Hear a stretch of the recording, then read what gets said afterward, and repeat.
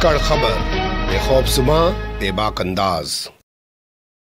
धाकड़ खबर के news room से मैं आपके साथ हूं अकरम रईस खान। जैसे ही इस खबर पर मेरी नजर पड़ी जिसे मैं आपके सामने रखने जा रहा हूं तो मुझे लगा कि ये तो एक रूटीन सी खबर है। जब भी कोई विधानसभा चुनाव होता है, कोई लोकसभा चुनाव होता है, कुछ लोग सुप्रीम कोर्ट पहुंच जाते हैं, दरवाजा खटखटाते हैं, कहते हैं माय लॉर्ड आप ईवीएम पर बैन लगा दीजिए और हम चाहते हैं बैलेट पेपर से यानी कि ठप्पे वाली चुनावी प्रक्रिया फिर से शुरू करा दीजिए। और सुप्रीम कोर्ट कहता है कि हम ऐसी पिटीशन को खारिज कर देते हैं। तो पहली नजर में तो मुझे यही लगा, लेकिन जब मैंने खबर को विस्तार से पढ़ा तो लगा कि इस खबर से आपको रूबरू कराना चाहिए, क्योंकि एक लंबी चौड़ी बहस के बाद सुप्रीम कोर्ट ईवीएम पर सुनवाई करने के लिए तैयार हो गया। जी हां, ये बड़ी खबर है। क्या है पूरा मामला, खबर के तीसरे हिस्से में आपके सामने रखूंगा, लेकिन उससे पहले खबर के दो हिस्से में ऐसी खबरों से आपको रूबरू कराने जा रहा हूं जिन्हें देखकर आपको अंदाजा हो जाएगा कि जो भगवा गैंग से जुड़े हुए लोग हैं वो ऐसी पिटीशंस दाखिल क्यों नहीं करते हैं। वो सिर्फ उसी तरीके की पिटीशंस क्यों दाखिल करते हैं जो हमेशा विपक्ष को निशाने पर लेने के लिए होती है। यकीन नहीं आ रहा है तो देख लीजिए। ये खबर देखिए, ये मैं आपके सामने खबर रख रहा हूं इलाहाबाद हाईकोर्ट की। यहां एक पिटीशन दाखिल की गई है, यानी कि एक याचिका, एक अर्जी दाखिल की गई है हिंदू महासभा द्वारा। वही हिंदू महासभा जो कह रही है कि हम अलीगढ़ के अंदर धर्म संसद करेंगे 22-23 जनवरी को। हालांकि फिलहाल टाल दी गई है, लेकिन जैसे यहां चुनाव हो जाएंगे पहले चरण के तहत, वैसे ही यहां पे धर्म संसद जरूर की जाएगी। और अब तो इनके नेता जो हैं तरह तरह के नए नए एजेंडे प्रोपेगेंडे करने लगे, अपने नाम भी बदलने लगे हैं। जैसे आपको पता होगा पूजा शगुन पांडे ने अपना नाम बदलकर अन्नपूर्णा भारती कर लिया है। मुकदमा उन पर भी दर्ज है हरिद्वार वाला, और अभी तक खुली घूम रही, उनकी गिरफ्तारी नहीं की गई। खैर छोड़िए, कुल मिला के ये है कि हिंदू महासभा की ओर से एक पिटीशन इलाहाबाद हाईकोर्ट में दाखिल की गई है, और इलाहाबाद हाईकोर्ट में पिटीशन दाखिल करके मांग की गई है कि माई बाप, माई लॉर्ड, हम आपसे गुजारिश कर रहे हैं कि जब दूसरा दौर चल रहा था देश में कोरोना की लहर का, तब उत्तर प्रदेश में त्रिस्तरीय पंचायत चुनाव करेंगे। आप जानते हैं ना, प्रधानी का चुनाव, बीडीसी का चुनाव, ब्लॉक प्रमुख का चुनाव, जिला पंचायत का चुनाव, ये सारे चुनाव त्रिस्तरीय चुनाव कहलाते हैं। तो त्रिस्तरीय चुनाव कराए गए, उस दौरान 2000 कर्मचारी जो ड्यूटी में लगे हुए थे मर गए। तो इसलिए हम आपसे चाहते हैं कि चुनावों को रद्द कर दो।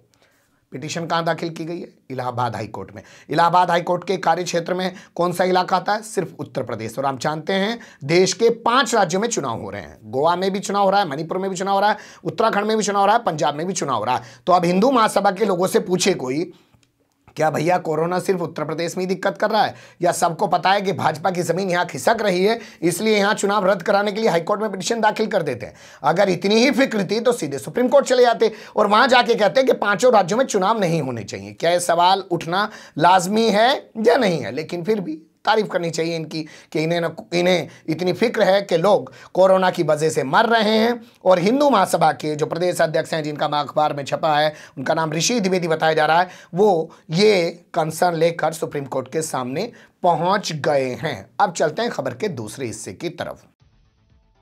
अश्विनी कुमार उपाध्याय जो अपने आप को भाजपा का नेता बताता है, हाईकोर्ट सुप्रीम कोर्ट का वकील भी बताता है, लेकिन वकालत उसकी जब भी आप उठा के देखेंगे तो एक नफरती वकालत दिखाई ज्यादा देती है। किसी को इंसाफ दिलाने के लिए लड़ाई लड़ता हुआ कम नजर आता है। आपने देखा होगा, मैंने एक इंटरव्यू किया था प्रयागराज यानी कि इलाहाबाद की एक लड़की का, जिसका नाम है प्रियांशी मिश्रा। गैंगरेप की शिकार हुई है वो बच्ची, और भाजपा के नेताओं ने उसको गैंगरेप का शिकार बनाया है, उसके भाई को मार तक डाला है। उस लड़की का आरोप ये है, और उन आरोपियों के साथ जानते हैं कौन खड़ा है? उस लड़की का आरोप है कि अश्विनी कुमार उपाध्याय उन आरोपियों के साथ खड़ा है, जबकि वो ब्राह्मण लड़की है, उसको इंसाफ दिलाने के लिए लड़ाई लड़ रहा था। खैर छोड़िए, हमें उससे क्या मतलब, ये किसे इंसाफ दिलाएगा किसे इंसाफ नहीं दिलाएगा, लेकिन इसका तो भला हो ही रहा है। इसको टीआरपी तो मिल ही रही, नाम तो रोशन हो ही रहा है। वकालत करके पड़े नाम रोशन ना हुआ हो, लेकिन जंतर मंतर पे नारे लगवा के और हरिद्वार की धर्म संसद में जहर उगल के तो नाम रोशन हो ही रहा है।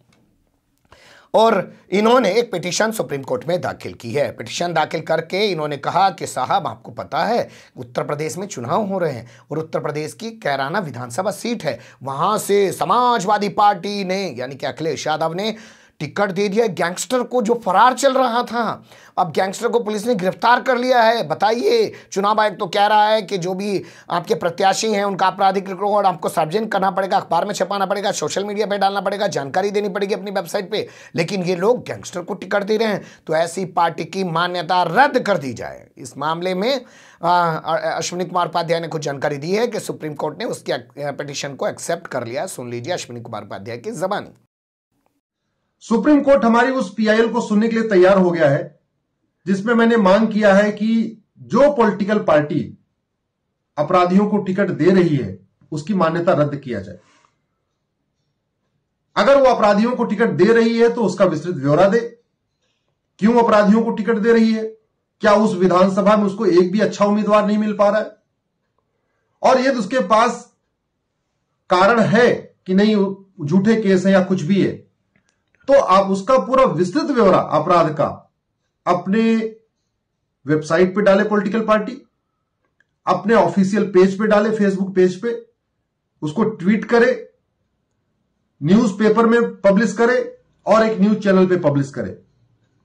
और जो पॉलिटिकल पार्टियां ये 5 कार्य नहीं कर रही हैं, अपराधियों का ब्यौरा अपने वेबसाइट पे नहीं डाल रही है, न्यूज चैनल पे नहीं डाल रही है, न्यूज़पेपर में पब्लिश नहीं कर रही है, ट्विटर पे नहीं शेयर कर रही है, फेसबुक पेज पे नहीं शेयर कर रही है, उनकी मान्यता रद्द होनी चाहिए। आज माननीय सुप्रीम कोर्ट हमारी इस याचिका पे सुनवाई के लिए तैयार हो गया है। सुन लिया आपने। अब यहां 2 चीजें आपके सामने मैंने रखी, इससे सोचिएगा कि क्या चुनावी प्रक्रिया को लेकर कोई सवाल उठा रहे हैं, क्या कभी इन लोगों को यह तमीज पैदा हुई कि हम जाके कहें कि साहब सीबीआई का जो डायरेक्टर है, जो एक दरोगा है जिसकी एक नियुक्ति की जाती है, उसके लिए तो चीफ जस्टिस ऑफ इंडिया भी बैठते हैं, उसके लिए तो प्रधानमंत्री नरेंद्र मोदी भी बैठते हैं, उसके लिए तो नेता प्रतिपक्ष भी बैठते हैं एक दरोगा को नियुक्त करने के लिए। लेकिन जो चुनाव आयोग इस देश के पूरे सिस्टम को चलाता है, भाई वही तो चुनाव कराता है, उसी के बाद तो सरकार बनती है और उसी के बाद तो देश चलता है।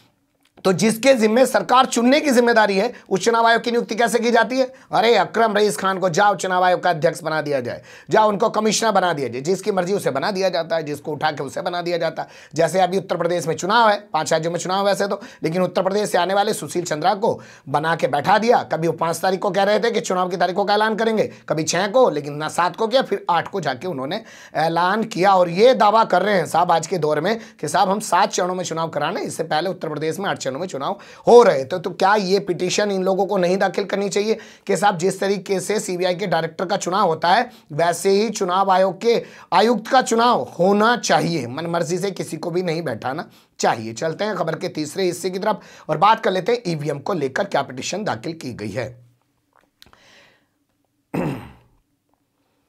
इस खबर को थोड़ा ध्यान से सुनिएगा क्योंकि कुछ चीजें मैं आपके सामने पहले ही रख देता हूं। जैसे बंगाल चुनाव से पहले एक पिटीशन सुप्रीम कोर्ट में दाखिल की गई और कहा गया कि साहब ईवीएम का और वीवीपैट का, जानते हैं ना वीवीपैट क्या होती है? जैसे ही आप ईवीएम का बटन दबाते हैं, बगल में एक डब्बा लगा होता है, उसमें से एक पर्ची निकल के वीवीपैट के अंदर चली जाती है, उस पर छप के आ जाता है आपने किसको वोट दिया है। बाद में जब जो मतों की गणना होती है, जिसे मतगणना भी आप कहते हैं, काउंटिंग होती है, तो उस दौरान क्या होता है कि पूरे विधानसभा क्षेत्र की 5 ईवीएम और वीवीपैट का मिलान कराया जाता है। तो एक पिटीशन दाखिल की गई कि साहब 50% का मिलान कराइए। सुप्रीम कोर्ट ने उस पिटीशन को खारिज कर दिया। उससे पहले आपने देखा होगा कई सारे लोग ईवीएम पर बैन लगाने की मांग को लेकर सुप्रीम कोर्ट पहुंचे, लेकिन सुप्रीम कोर्ट ने उन तमाम पिटीशंस को किन्हीं ना किन्हीं कारणों के खारिज कर दिया। लेकिन इस बार सुप्रीम कोर्ट ईवीएम पर सुनवाई करने के लिए तैयार हो गया। तो ऐसी क्या दलील दे दी है एडवोकेट एमएल शर्मा ने? जी हां, एडवोकेट एमएल शर्मा एक निजी याचिका लेकर सुप्रीम कोर्ट पहुंचे हैं। दलील दी, उन्होंने बहस हुई और बहस के बाद chief justice of India N V Ramana इस पर सुनवाई करने के लिए तैयार हो गया। वो सुनवाई कब की जाएगी हमारे पास जानकारी नहीं है, लेकिन उनकी दलील क्या है ये आपको जरूर जाननी चाहिए। जनप्रतिनिधि अधिनियम की धारा है 61A। कौन सी धारा है? जनप्रतिनिधि अधिनियम के तहत हमारे देश में चुनाव होते हैं, लोग चुने जाते हैं, पूरी प्रक्रिया उसी के तहत चलती है। पूरा ये जो है अधिनियम एक्ट बना हुआ है, इसकी धारा है 61A। 61A के तहत देश में मतदान का जो रूप है वो बदला गया था। बैलेट पेपर की जगह ईवीएम लागू की गई थी। यानी कि जनप्रतिनिधि अधिनियम की धारा 61A के तहत अब जब फैसला लिया गया सरकार की तरफ से कि अब बैलेट पेपर से मतदान नहीं होगा, वोटिंग नहीं होगी, अब ईवीएम से वोटिंग होगी। अब एमएल शर्मा का ये कहना है कि ये जो बदलाव किया गया है, ये जो नया प्रावधान लागू किया गया है, इसे संसद से तो मंजूरी दिलवाई नहीं गई, ली नहीं गई इसके लिए संसद से मंजूरी। यानी ना तो लोकसभा में आया, ना राज्यसभा में आया, ना राष्ट्रपति से इसको मंजूरी मिली है। इस तरीके की बात वो कह रहे हैं और ये प्रावधान लागू करके ईवीएम लागू कर दी गई। तो ये तो असंवैधानिक है। जिसको संसद ने मंजूरी ना दी हो उसके जरिए चुनाव कराया जाना, ये तो असंवैधानिक है। इनकी इस दलील को सुप्रीम कोर्ट ने काबिल गौर माना है और सुप्रीम कोर्ट इस पर सुनवाई करने के लिए तैयार हो गया है। देखना दिलचस्प होगा जब सुनवाई होगी और सरकार के धुआंधार सॉलिसिटर जनरल तुषार मेहता वहां पे पहुंचेंगे, जो कहते हैं लॉकडाउन में कोई ना मरा जी, घर जाते हुए कोई ना मरा, कोई कहीं पे किसी को कोई दिक्कत नहीं, कोई भूख से नहीं मरा, तमाम चीज़ों को नकार देते हैं। वो जब वहां पहुंचेंगे तो वहां जाके वो किस तरीके की दलील देंगे और क्या ये जो दलील है एडवोकेट एमएल शर्मा की तब भी सुप्रीम कोर्ट में टिक पाएगी या खारिज हो जाएगी। अब आगे की तो आगे ही बता सके हैं, अभी तक जो जानकारी थी वो बता दी आपको।